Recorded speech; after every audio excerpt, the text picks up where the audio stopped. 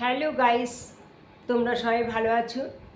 আজ তোমাদের কাছে আমি এমন একটা কথা বলবো যেটা হচ্ছে নেতিবাচক শক্তি প্রভাবের হাত থেকে বাঁচা।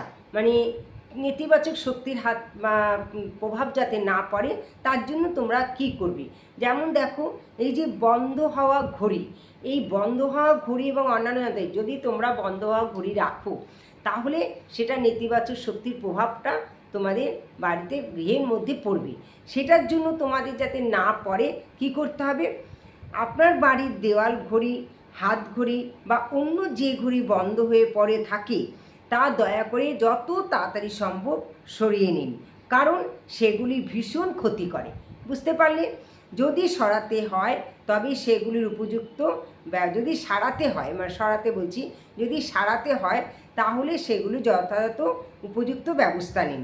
সেগুলি মেরামত করে চালিয়ে দেখুন এবং সচল বা কার্যকর অবস্থায় রাখবেন। ঠিক আছে? তাহলে বলা হচ্ছে যে বন্ধ হওয়া ঘড়ি যদি ঘুরিয়ে রাখা হয় তাহলে নেতিবাচক শক্তির প্রভাব পড়বে। তাহলে সেই নেতিবাচক শক্তির হাত থেকে বাঁচতে গেলে তোমাদের তাড়াতাড়ি বন্ধ হওয়া ঘড়ি, হাত ঘড়ি, দেওয়াল ঘড়ি সবই সেইগুলোকে দয়া করে তাড়াতাড়ি, যত তাড়াতাড়ি সম্ভব সারিয়ে নাও। হ্যাঁ, কারণ সেগুলি ভীষণ ক্ষতি করে। তাই যদি সারাতে হয় তাহলে সেগুলি উপযুক্ত ব্যবস্থা নাও, সেগুলি মেরামত করে চালিয়ে দেখুন এবং সচল কার্যকর অবস্থায় রাখো।